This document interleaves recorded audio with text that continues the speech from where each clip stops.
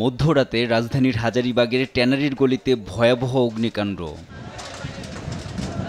হাজারীবাগ মোড়ের আনোয়ার ট্যানারির পাশের গলিতে একটি টিনশেড গোডাউনে এ অগ্নিকাণ্ডের ঘটনা ঘটে। গোডাউনটিতে খেলনা তৈরির সরঞ্জাম, চামড়াসহ আরও কিছু পণ্য মজুত করা ছিল।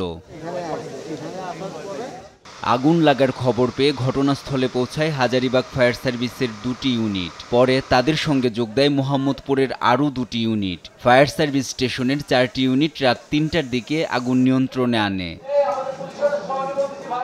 হঠাৎ আগুন জ্বলতে দেখেন স্থানীয়রা।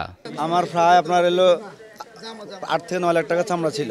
আমি যখন আসছি একটা আমার কাছে ফোন আসছে, তখন দেখছি আমার গোডাউনের ভিতরে দাম করে আগুন জ্বলতেছে। আমি দেখছি যে ওয়াল থেকে আগুনটা আসতেছে, আসার পরে আমি মালটা ধরবো, এমন সময় দেখি ধাও ধাও করে আগুন ধরে আমার পুরোটা মিনিটের ভিতরে আগুন সব হয়ে গেছে। প্রায় 2 ঘন্টার চেষ্টায় আগুন নিয়ন্ত্রণে আসে বলে জানান হাজারীবাগ ফায়ার সার্ভিসের এ কর্মকর্তা। আমরা এসে মূলত বড় আগুন দেখে আমরা কন্ট্রোলের মাধ্যমে আমরা সহযোগিতা চাই এবং মোহাম্মদপুর ফায়ার স্টেশন থেকে আরও 2টি ইউনিট আর আমাদের 2টি ইউনিট মোট 4টি ইউনিট মিলে আমরা আসলে আপ্রাণ চেষ্টা করি। আমরা 2:58 মিনিটের সময় আগুনটাকে নিয়ন্ত্রণে নিয়ে আসি। আগুনের সূত্রপাত ও ক্ষয়ক্ষতি সম্পর্কে তদন্তের পর জানানো হবে বলে জানান হাজারীবাগ ফায়ার সার্ভিসের সিনিয়র স্টেশন মাস্টার।